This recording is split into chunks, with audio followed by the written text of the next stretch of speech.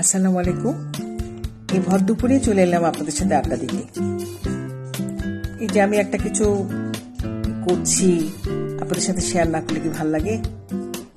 এই যে দেখেন একটা লাইট, এটা কিন্তু একটা লাইটের কাভারকে আমি একটু পানি দিয়ে একটা মানি প্ল্যান্ট গাছ বসিয়ে দিয়েছি এর মধ্যে। খারাপ লাগছে না, তাই না? ছোট্ট একটা টবের মতো হয়ে গেল। পাশে একটু ভেঙে টেঙে ঠিক করতে হবে, এখনো ঠিক হয়নি। তার সাথে আমি একটা কাঠের পট কিনেছি, পাশে একটু টিস্যু দিয়ে একটা বিড়ার মতো করলাম। তারপরে এটাকে আমি এর মধ্যে সেট করে দিয়ে এই যে একটু বসে গেল। এই তো একটা সুন্দর একটা কিছু হয়ে গেল আর কি। ডাইনিং স্পেসে থাকলে ভালোই লাগবে, খারাপ লাগবে না। এই যে খারাপ লাগছে না।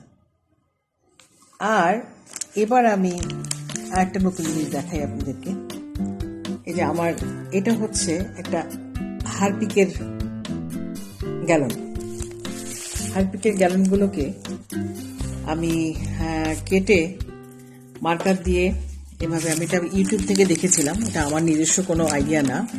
ইউটিউব থেকে দেখে আমি এই যে মার্কার দিয়ে এঁকে এভাবে একটা শেপ দিয়ে কেটে নিয়েছি। এতদিন আমি এর মধ্যেই, এই কালারের মধ্যেই আমি গাছ লাগিয়েছিলাম। অনেকগুলো বেশ সুন্দর সুন্দর গাছ হয়েছিল। এখন আমার সেই গাছগুলো চেঞ্জ করে, এই কালারটা চেঞ্জ করে আমি এখন চাচ্ছি এর মধ্যে অন্য কালার দিতে।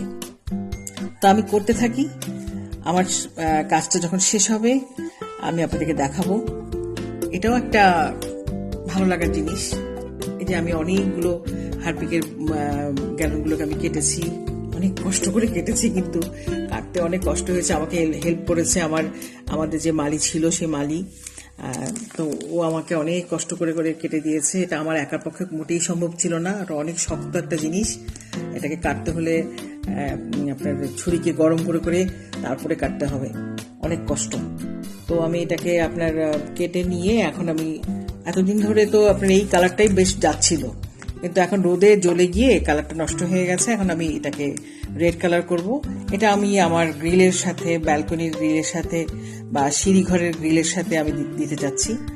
ওটা আমি আপনাদেরকে ডেকোরেট করে দেখাবো কেমন লাগছে। তো একটু ওয়েট করেন আমার নেক্সট ভিডিওর জন্য। Thank you.